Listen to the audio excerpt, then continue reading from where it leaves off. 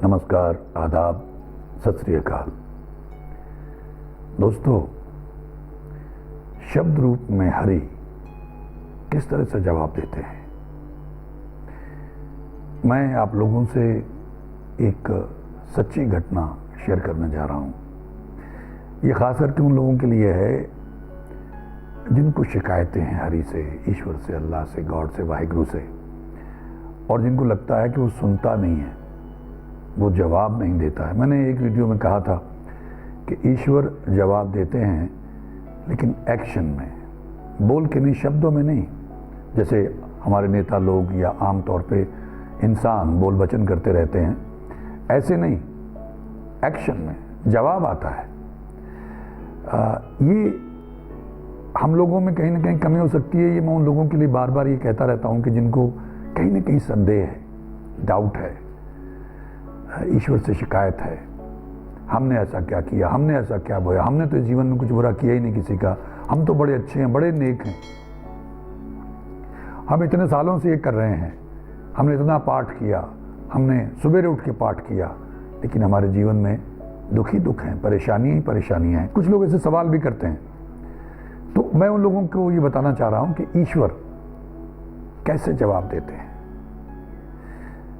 शब्द रूप में हरि विराजमान है। गुरु ग्रंथ साहिब, शब्द रूप में ईश्वर स्वयं विराजमान है। अब मैं अक्सर ये कहता रहता हूं कि जब आप गुरु ग्रंथ साहब के सामने माथा टेकना है, नाक रगड़नी है, तो अगर आप उनको एक होली स्क्रिप्चर मान के, एक धर्म ग्रंथ समझ के माथा टेकेंगे तो फिर वो धर्म ग्रंथ ही हैं। लेकिन अगर आप उनको शब्द रूप में ईश्वर, सर्वशक्तिमान परमेश्वर जान के माथा टेकेंगे तो वो परमेश्वर हैं।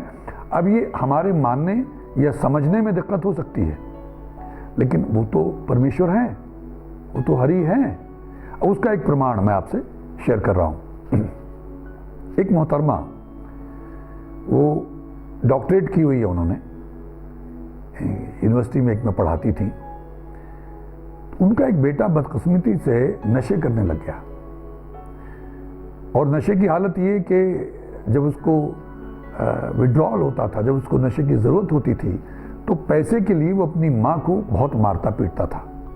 अक्सर माँ के चोट लग जाती थी, और वो यूनिवर्सिटी में या कॉलेज में जहाँ पढ़ाती थी, वहाँ जब लोग पूछते कि चेहरे पे आपके क्या हुआ, तो अक्सर वो झूठ बोलती रहती थी कि आज मैं बाथरूम में गिर पड़ी, पता नहीं कैसा मेरा टाइम चल रहा है, मेरी चोटें बहुत लग रही हैं।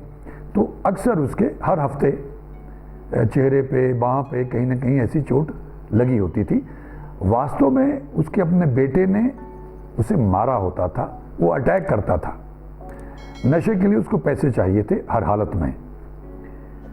तो ये सिलसिला चलता रहा काफ़ी देर, और वो बड़ी परेशान थी। और आम तौर पे हमारे समाज में हम लोग बड़े भयभीत होते हैं अपने रेपुटेशन को लेके, बड़े चिंतित होते हैं, क्योंकि एक तो हमारे राइवल्स बहुत होते हैं, शरीक जिनको बोलते हैं हमारे यहाँ पंजाबी में। तो जो लोग आपसे जलते हैं, जिनको मौका चाहिए, और जो इस बात से कहीं ना कहीं खुश होते हैं कि अच्छा हुआ इसका बेटा नशों पे लग गया, उनसे आप और डरते हैं कि ये बात लीक आउट ना हो जाए, लोगों को पता ना लग जाए कि मेरा बेटा मुझे मारता है। उस बात को भी छुपाने की कोशिश करते हैं कि मेरा बेटा नशे करता है। अगर कोई रिश्तेदार आके कह भी दे तो लोग बिगड़ जाते हैं, झगड़ा करते हैं। ऐसे मुझे देखने को मिला, मैंने रिसर्च जब की तो ऐसी स्थितियाँ मुझे देखने को मिली, लोगों ने बताया। तो ये मोहतरमा इतनी दुखी थी, न किसी से बात कर सकती है, न किसी को बता सकती है, भयंकर कष्ट में। और एक ही बेटा, इकलौता बेटा, बड़े लाड़ प्यार से पाल के बड़ा किया। एक दिन ये उन्होंने मुझे खुद ही बताया था। मैं उनका नाम भी बताना चाहता था, उनका फोटोग्राफ भी दिखाना चाहता था, लेकिन आज ही मैंने उनसे बात की तो उनके बेटे की अभी शादी नहीं हुई है। तो उन्होंने कहा हमारे रिश्तेदारों में ये बात पहले की, वही जो पहले समस्या थी वो आज भी कहीं ना कहीं है। हालांकि मैंने कहा मैं अपने जीवन की बातें शेयर करता रहता हूँ ताकि लोगों का जीवन बदले, लोगों को उससे लाभ हो।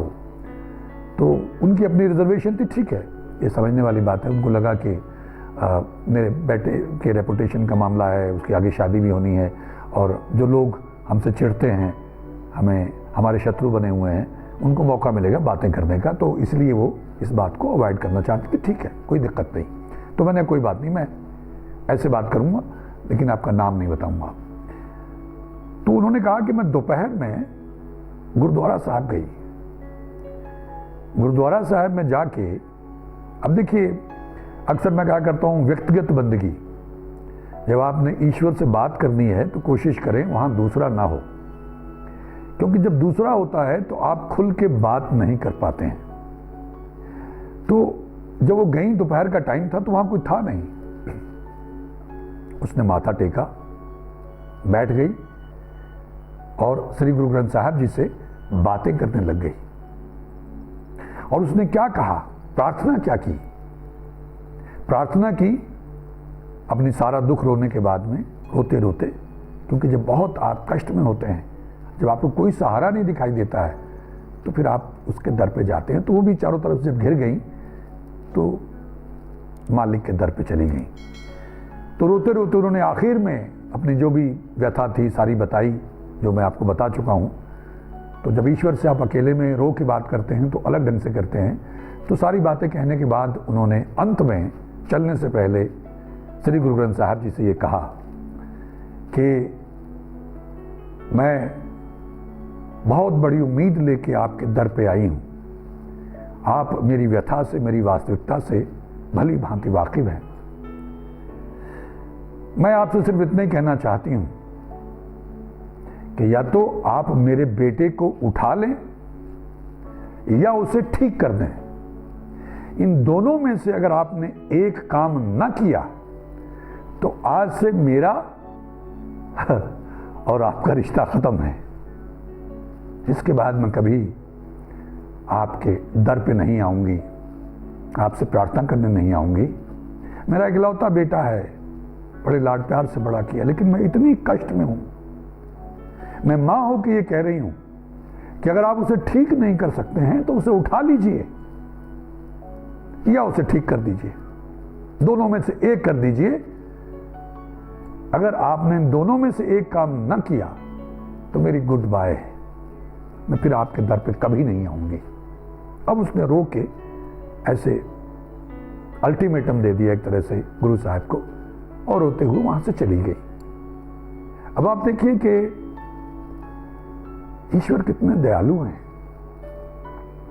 वो हमारी हर बात सुनते हैं। ये जो मैं आप लोगों से चर्चा करता हूं ये भी सुनते रहते हैं, मुस्कुराते रहते होंगे।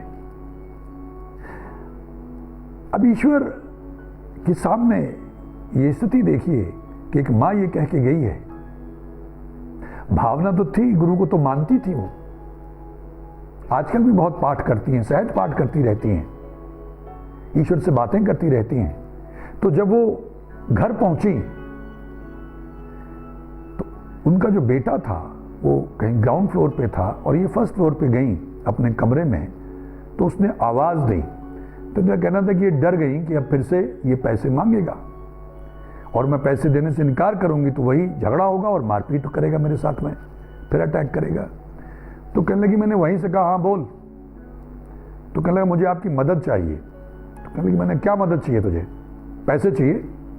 कहना नहीं, एक मिनट आप मेरी बात सुन लो आके। तो वो अनमनी सी आई उसके पास नीचे उसके कमरे में।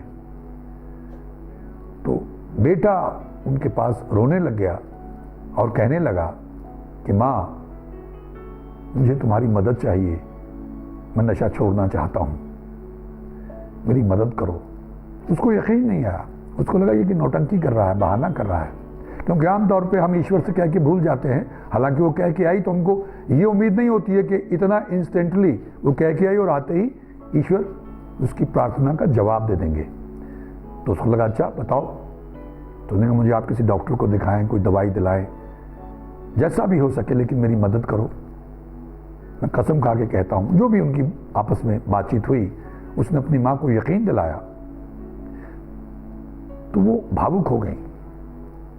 और उसके बाद उसके बेटे ने नशा करना छोड़ दिया, उनका बेटा विदेश में रहने लग गया, उनका घर स्वर्ग बन गया और उनका बेटा भी अब पाठ करता है, गुरु ग्रंथ साहब को मानता है, नितनेम करता है और गुरु का सिख बन गया है, गुरु को समर्पित हो गया है। अब ये घटना मैं क्यों शेयर कर रहा हूं? ऐसी बहुत सारी घटनाएं हैं, लेकिन अगर कभी आपको जवाब नहीं मिलता है तो हो सकता है हमको प्रार्थना करना ना आया हो सकता है हमारे मन में कहीं ना कहीं अविश्वास हो, कहीं ना कहीं सबकॉन्शियस अचेतन मन में संदेह हो कि भाई एक धर्म ग्रंथी तो है, ये कैसे सुनेगा ये कैसे जवाब देगा। अब कुछ लोग जैसे गुरु ग्रंथ साहब का अनादर करने का प्रयास किया, कुछ लोगों ने, उनकी शहादत हुई, उनके अंग बिखेरे, पंजाब में ही हुआ ये। तो अब बहुत सारे नास्तिक किस्म के लोग या दूसरे ये सोच सकते हैं, लेकिन मैं अक्सर ये कहा करता हूं कि ईश्वर को अगर हम नहीं मानते हैं या हम ईश्वर का अपमान करने का प्रयास करते हैं तो हम ही नीचे चले जाएंगे, उसको कोई फर्क नहीं पड़ता है। हम चांद पे थूकें, वो थूक हमारे ऊपर ही गिरेगा। हम आसमान पे थूके, हम सूर्य देव पे थूके, वो हमारे ऊपर ही गिरेगा। तो ईश्वर इतने बड़े हैं कि तो कोई फर्क नहीं पड़ता है, लेकिन जो जीव ये करता है उसका सर्वनाश हो जाता है, क्योंकि वो नीचे रसातल में चला जाता है, गिरावट उसका नसीब बन जाती है। हमको जब भी हम प्रार्थना भी करते हैं, पाठ करते हैं, गुरुद्वारे, मंदिर, मस्जिद जाते हैं, गिरजाघर जाते हैं, तो हमारे अचेतन मन में कहीं ना कहीं होता है कि हम प्रार्थना तो कर रहे हैं, लेकिन कहीं ना कहीं डाउट है, संदेह है। क्योंकि अगर वो डाउट, वो संदेह नहीं होगा तो फिर आपकी जो बातचीत होगी वो बड़ी गजब की होगी ये जो बातचीत ईश्वर से जब होती है, और खास करके जो व्यक्तिगत बंदगी है, जो व्यक्तिगत तौर पे आप बात करते हैं, कोई दूसरा नहीं होना चाहिए, बड़ी कमाल की बातचीत होती है। बापू है, बापू के पास सब कुछ उड़ेल के आ गए, लेकिन जब बापू को माना वास्तव में कि बापू सुन रहा है, तभी तो उड़ेल पाओगे, तभी तो उगल पाओगे, अन्यथा बस एक फॉर्मेलिटी करके आ जाओगे, एक औपचारिकता। मंदिर, मस्जिद, गुरुद्वारे गए, माथा टेका, बस कुछ लोग तो ज्यादा बैठ भी नहीं पाते हैं और फिर भाग आते हैं। इस घटना से, ऐसी बहुत सारी घटनाएं हैं जो आने वाले वक्त में हम लोग प्रयास करेंगे धीरे धीरे साझा करने की, जब भी ईश्वर कृपा करेंगे। तो ये घटना का मकसद ही इतना है कि आप भी मन से मान के, आस्था के साथ, श्रद्धा के साथ, विश्वास के साथ, समर्पण के साथ प्रार्थना किया करें।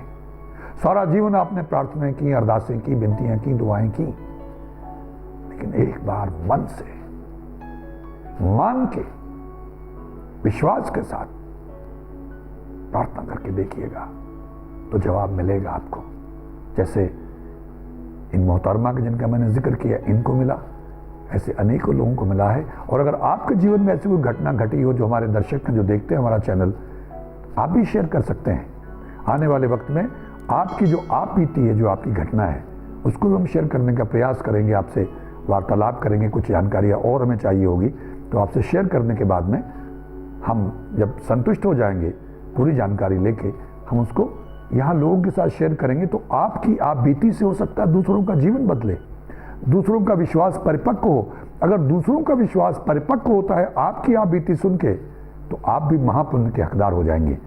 मैं उम्मीद करता हूं कि ये जो मैंने एक सच्ची घटना आपके साथ साझी की, विश्वास की, श्री गुरु ग्रंथ साहब जी जो शब्द रूप में परमेश्वर हैं, उनसे अरदास, उनसे बेनती की, पुकार की और उनके जवाब की जो घटना साझी की, इससे आप लोगों का विश्वास और परिपक्व होगा।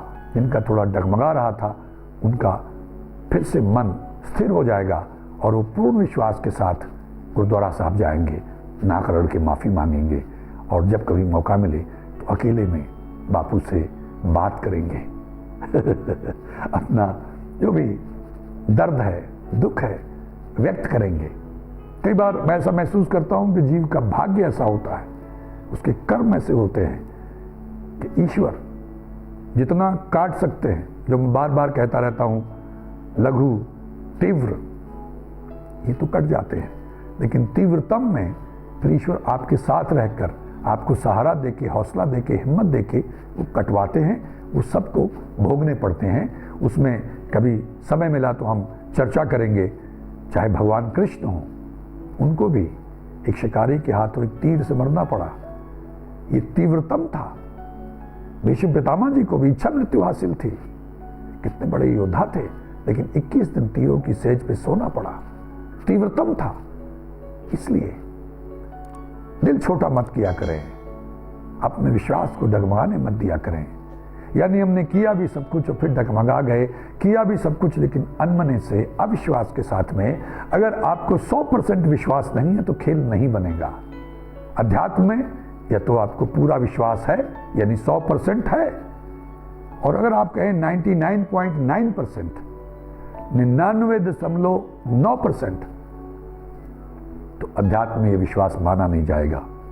या ऐसा ही बिजली भी है, एसी भी है, बल्ब भी लगे हुए हैं, वायरिंग भी है, सब कुछ है, लेकिन आपका जो फ्यूज है वो उड़ा हुआ, उसमें एक बाल मात्र गैप है, बस अंधेरे में बैठे हुए हैं। जहां वो पूर्ण कर देंगे आप, 100 हो गया, यानी आपने वो तार जोड़ दी, उजाला हो जाएगा, रोशनी हो जाएगी। प्रयास कीजिएगा। मैं उम्मीद करता हूं इस घटना से आपको कुछ बात पकड़ में आई होगी। निरंतर मेरा यही प्रयास रहता है कि वो है, वो सुनता है, वो सब कुछ देखता है, हमारा सब कुछ रिकॉर्ड होता है। इसमें भी चर्चा करेंगे। जो कुछ भी हम कर रहे हैं उसके सीसीटीवी कैमरे अंदर भी बाहर भी सब जगह लगे हुए हैं। तो इस मुगालते में मत रहिए कि वो कुछ सुन नहीं रहा, कुछ देख नहीं रहा। हाँ, हमारी प्रारब्ध, हमारे भाग्य, हमारे कर्मों के हिसाब से जब समय आ जाएगा और ये जो मेहनत करेंगे, ईश्वर का नाम जब जब के माफिया मांग के, ये हमारे उस दुख को कम करेंगे, हिम्मत देंगे, उसको कटवाने में मदद करेंगे।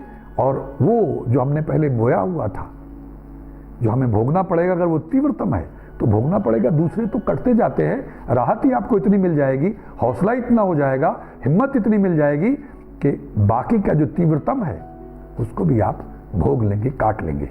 ईश्वर हम सबका भला करे, हम सबको सद्बुद्धि प्रदान करे, हम सबको अपना नाम बख्शे, ताकि हम सब अपना लोक परलोक संवार सकें। आप सबका बहुत बहुत धन्यवाद। नमस्कार। जय हिंद, जय भारत।